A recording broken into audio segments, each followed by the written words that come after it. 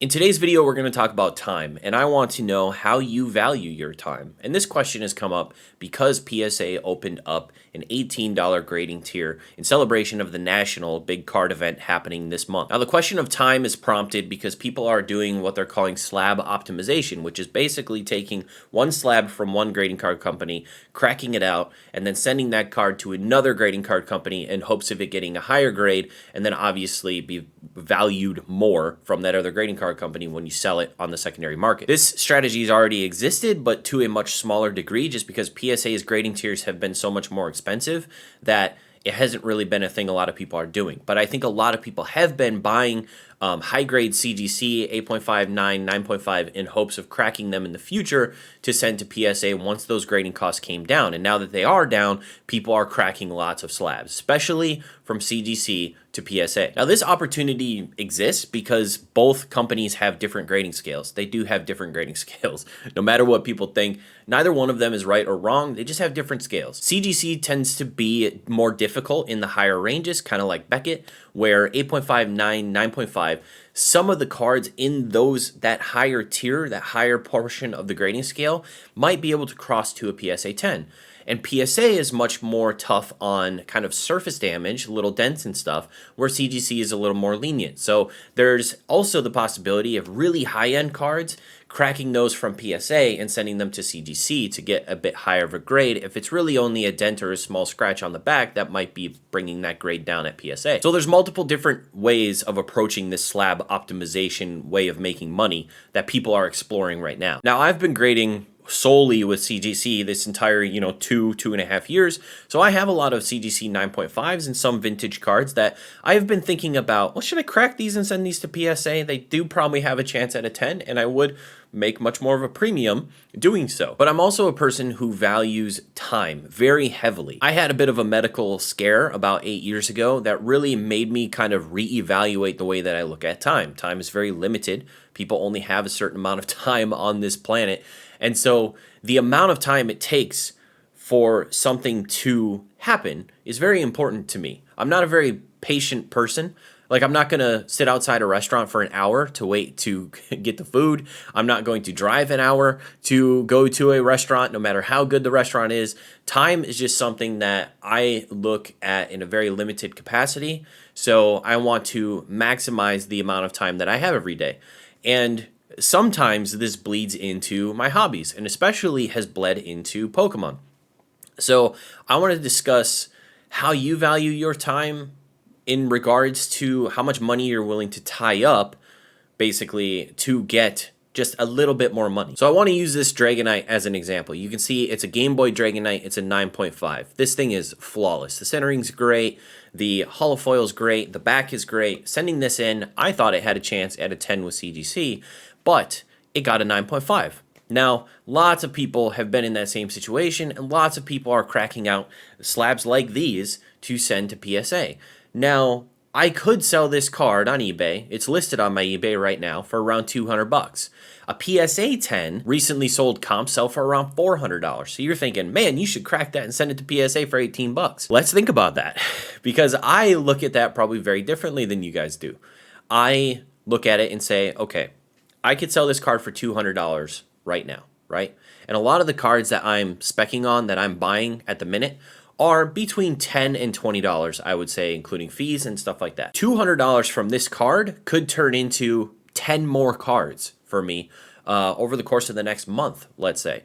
Now, if I decide to grade it, that's going to be $18. I also don't have a subscription with PSA, so I would have to grade it through a middleman, which is a little more expensive. I think it's $22 when I looked at it, and you have to pay up front, which, it's not so bad, 20-some bucks. But the real kicker, the real thing that I think about is I'm not only tying up the $22 grading fee and the shipping fee and stuff like that, I'm tying up $200. I feel like this is something that people aren't thinking about.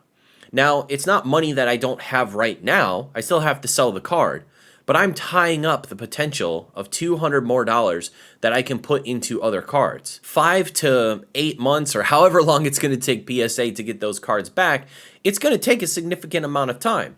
And is the profit margin that you're going to receive, let's say this does get a 10, and in 7 months it comes back and I sell it for $400, right? So I potentially profited, I don't know, maybe $150 more after fees and shipping and all that stuff. So I have $150 more than I did 6 months ago. Is that $150 worth tying up the $225 initially to send off to get a higher grade? There's a lot of other components that could go into this. There is whether or not the market is going to go up or down in 6 to 8 months. I'm projecting that it will probably go down, given that we are, if not already in a recession, we're going into a recession. I think there's going to be a lot less people spending money on these types of things when they have to pay $4 to $6 a gallon for gas. So, in my opinion, there's nothing stopping a card like this, a card that's a big opportunity right now, buying from Japan and grading it and selling it. There's lots of margin here. You can find these for fairly cheap on Buy, and then you can sell them for fairly high later on. So this type of card that's being graded and graded and graded and graded could come all the way down to $200 in 6 to 10 months and a 10. Who knows? Nobody knows how long it's going to take for something to go up or down. Ultimately, it is a gamble. It's a gamble on a lot of this stuff. I could damage the card cracking it out of the case. I could, PSA could damage it while grading it. PSA could also, grade it a 9. If it grades a 9 and it comes back and I was wrong about the grade, then it was a complete waste of 6 to 8 months, And I feel like a lot of other content creators, when they're discussing this, they're not discussing the fact that you're tying up capital, sometimes a lot of capital, to make these plays. And I feel like it's because a lot of the content creators that are doing this right now are millionaires. They're people that have a lot of operating capital, and $200 to them is $200. It's, they could probably drop $200 on the sidewalk and feel a little bad about losing it, but ultimately it's not really that big of a deal to them. Where to me, I have maybe $500 to $1,000 of operating costs every month, and $200 is half that. And it's also 10 more cards that I could buy over the course of next month. So it's important to look at it from multiple different perspectives, in my opinion. Someone with a lot less operating costs. If I'm buying an already graded card to basically gamble and hope that another grading card company is going to grade it higher, you're tying up a lot of capital, especially if you're sending to PSA, where it's going to take a lot longer for you to get those cards back. So is it better to get that capital by selling the card and operate with it in the next, month? Or is it better to crack a card, send it in, and hope that it gets a 10 so that you can get that $150 over 6 months of waiting, whether or not that makes more sense to you? So yeah, I know a lot of people value their time differently. Some people don't value their time at all. Some people value their time as in, if I had 20 of these cards to crack and 2 of them came back a 10 and paid for the submission, then that's a win. To me, that wouldn't be a win, but to some people, that would be a win. So a lot of people value their time differently, and I'm just wondering how you value your time. How do you value it? Do you care that you're tying up capital by sending these cards in, or is it more that in the long run you get those future gains further down? Or do you not think about it that way? Do you not think about this as a $200 bill? Instead, you think about this as a potential $400 bill. So let me know what you think. It's an interesting other side to this whole thing, because I feel like a lot of people are being influenced into spending a lot of money on already graded cards to then crack and send in. And I wonder how many of those people are going to be completely burned, because a lot of larger influencers are doing this and saying that this is such an opportunity, but a lot of people like me haven't really graded enough and don't have that grading experience to understand that, hey, you know what, this card, if you crack it out, there might be a minor surface dent on the back because it is at 8.5. And if you send it to PSA, it's going to come back a 6. And if you don't have that experience to be able to see those things, then you're going to might get totally burned. You might get totally burned by the market anyway. You're buying already graded cards that are probably on the downturn, especially people that might be trying to do this with modern cards. See, I could see doing it with vintage cards like this one, for instance, where it has a pretty constant price, like a first edition base set, whatever hollow is probably going to be pretty okay in 6 months.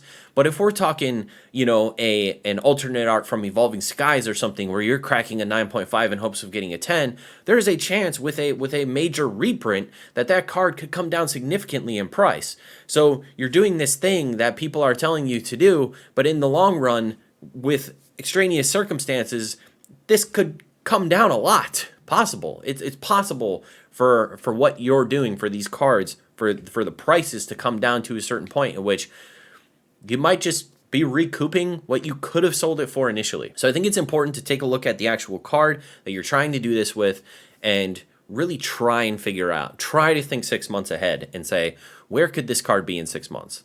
I think it's important to think about these things before going gung-ho into cracking slabs in hopes of making gains. So yeah, I hope this made sense. Thank you guys very much for stopping by. Let me know how you value your time below and whether or not you think it's a solid play or if tying up the capital is too much for you, kind of like it is for me. Let me know. All right.